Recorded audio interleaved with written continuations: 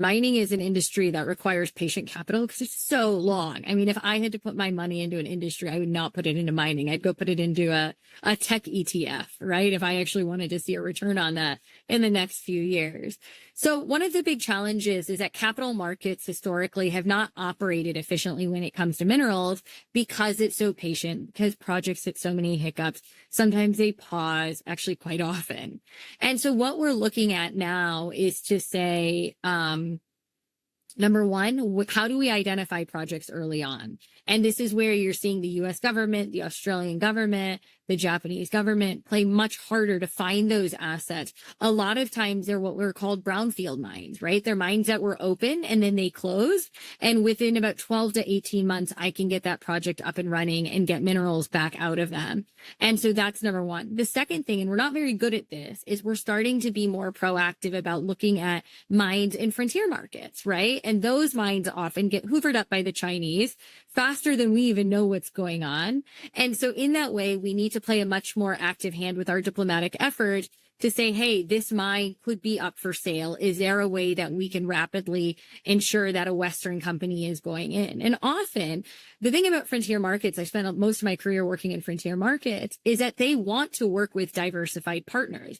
Gone are the days where they only want one source of investment and one source of offtake, right? For them, for a lot of them, the appeal of having not just Chinese partners, but American, British, Australian, Canadian, Saudi Arabian, Emirati investment is very, very appealing because it de-risks their own, So in a way, we've got to get in there early, find these assets, work better with our capital markets, which we're starting to do, to play bolder. And, again, we've fallen in the backseat for a very long time. But frontier markets, generally speaking, and political stability often go hand in hand. And, it's very, very difficult for, let's say, an investor to find the sort of dependable economic and political circumstances that justify a long-term plan. I mean, what you seem to be suggesting is it's really necessary for a country like the US, and certainly maybe for the European nations, to focus much more on the whole package and not just think about the mining aspects on it. I mean, it's very striking what you're saying. Absolutely. Look, at the end of the day, countries want to work with companies and countries where everybody is better off. We have an obligation to bring a more mutually beneficial model of mining to these countries. I'll give you an example. The DRC, obviously, there's chaos in the east. Unfortunately, now there's Ebola. But if you go to the southeastern part of the DRC, Katanga, where the majority of mines are, Katanga used to be really unstable. But now the vast majority of the country's mines are sitting in Katanga. And because it's generated jobs, if you go down, you'll see a lot of the energy infrastructure that's been built there has been done for the mining sector, but yielded energy to surrounding communities. And personally, I feel okay walking around Katanga at 2 a.m, right? It is because everybody is better off with the mining sector there. It has actually restored a certain amount of stability. So the question is, when we arrive in frontier markets are not okay with us going in mining and taking the resources out and leaving no benefits and not building any infrastructure. Is that mutually beneficial model of mining is more important than ever, right? And that's going to require investments in infrastructure. It's going to require local capacity building. It's going to require ensuring that we're paying a fair amount of taxes. And in an ideal world, those taxes will be reinvested into physical capital, human capital, and natural capital, because mining can be a force for good, and not in the way that, mining is so labor intensive, because it's not. Mining is heavily automated these days, but it can make investments that actually are very, very positive for development. And you have success stories. Botswana is one of those.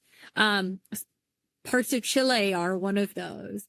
And so I think we have to do a better job of bringing that model of mining that does one step more than just a raw extraction that leaves countries feeling quite exploited. I mean, that's incredibly striking what you said about Katanga, because if you'd asked someone of my generation about Katanga, given the problems in Congo, you would have regarded it as a sort of epitome of danger and instability in that part of Africa. You're really saying it's transformed to that extent. I had absolutely no idea. I mean, the infrastructure, the amount of development, I mean, it is generally a very stable area, right? I mean, right. And it's right on the other end of the Zambian copper belt as well. So I would feel far more worried in other parts of the DRC than I would there. But I mean, there's so much investment that's gone in and the jobs that have been generated. I mean, you look at how many dependents are being supported through these jobs with mines, whether they're a Glencore mine or a CMOC mine or a Ivanhoe mine. It's really significant. So it's one of the questions that we have. It was interesting. I had a call from a Congolese government official this morning who said, what is the role of mining in bringing security to some of these other regions in the DRC? And a big part of it is when there are enough economic benefits, it is in everybody's interest to keep it stable. And so while mining can drive instability and a contestation for resources, it can also yield enough positive benefits that it restores a sense of stability.